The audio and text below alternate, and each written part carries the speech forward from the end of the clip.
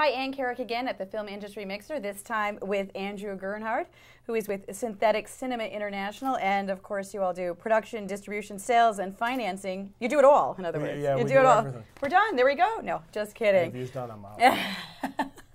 So let's start with a basic question. What drew you to movies to begin with? Well, I think what got me into video anyway was the fact that it's actually a stupid thing. I went to college for art, for drawing and design. Unfortunately, not college, actually high school. I graduated with the most talented art class, and I was good, but not good enough. And I found out there was actually a thing for college where you get like money for college, and the highest scholarship. One was scholarship actually for visual arts was like $7,000. Excellent. And I said, well, I'll enter it. So I did a video production.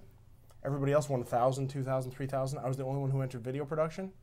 $10,000 or wow. $7,000. I mean, I'm assuming you enjoyed it as well. It wasn't that was my first time because I wanted to get into college, right, so I needed the money to get into college. And then after I did that, it was like a documentary in the art classes in the high school I went to.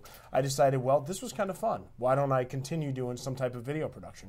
Okay, and So I know that monster movies is on your list of things I've done. Yeah, I started Any off... Any particular reason? Well, I started off doing kind of... I wanted to be like a real filmmaker. So I started off doing... Real filmmaker? Yeah, real filmmaker. As opposed to a monster filmmaker. As opposed to a monster filmmaker. I started off doing like some artsy films. I shot a lot on 16 millimeter, some things about God, some things about the change of the century. You know, and then I realized that, okay... Really deep. Really deep stuff. Okay. I realized I got paid like $150 for a year's worth of licensing. Something I spent like $7,000 for. Right. So I said, okay. So I said, what do I do? So It's not working for you. Yeah, it's not working. So I said, okay, let's do something that I know sells, and that's monster movies. Okay, fair enough. Now, you had the privilege of being at the Cannes Film Festival. Yeah. 2 weeks ago, was it 2 weeks Yeah, ago? this was about 2 or 3 weeks ago. This is the first time I went, actually, myself. And you went for a film that you were doing, or in general? No, what drew you to it besides the great well, fun? Our films have always been at the Cannes Film Festival. Okay. Since we started in 2004, we've had a film there in the market for sale. Predator Island, Blood Descendants, Lycan, they've all been there. And this is the first year we're actually going into now sales and distribution ourselves. We've released 5 films, and we're tired of kind of splitting the money. Right. So now it's people know us. Blockbuster's bought from us. You know, now NBC Universal, Lionsgate have all bought from us, and it's time for us to get into sales ourselves. So I went to Cannes to just see how the market was like, and So to sort of sell the films that you're representing. yeah, this was just kind of testing the water. Okay. We had films there, but under a sales agency, and this was just to see Scope it out. Yeah, because we're going to be at the American Film Market in November. This will be our first real festival our first market that we're actually in. Okay. As a seller. Now, it had to be a lot of fun in addition to being usal knowledge to see what's going on. It was not fun at all. It was literally meetings for 10 hours. You didn't have time for any fun? Didn't have time for any fun. It was a day and a half on a plane, 6 hours of meetings. I passed out for 10 hours, 12 hours of meetings, passed out, and then another 8 hours of meetings. No. So I had no fun except for there was good food there. Okay. Because it's a beautiful place. You need to go back. No doubt about that. It was beautiful for the time I spent there. So you have to put that on your list, places I need to go on vacation. Yeah, well, we'll be back at Cannes next year with an actual booth, and then I'm stuck there for like 2 weeks. So you should have time for fun. Yeah, I'll definitely be able to see a lot. All right. So what's up next then in the way of features? More monsters, or are we branching out? We're doing more monster films. We're actually shooting 2 in a row this summer. Okay. The Opponent, and Werewolf, Curse of the Jersey Devil. And all of them have stars. We have some known stars, and because the market is so low now that you need stars to really sell your films, none of our films have had stars before. Oh, okay. But now, literally, when we go to sell stuff to Lionsgate and Blockbuster, they need a name.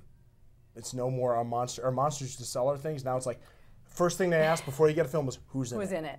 Who's in it? And then I was just going to say, is it more important to them who's in it than what the movie's about? It's a double-fold knife there. It's who's in it and what the genre is.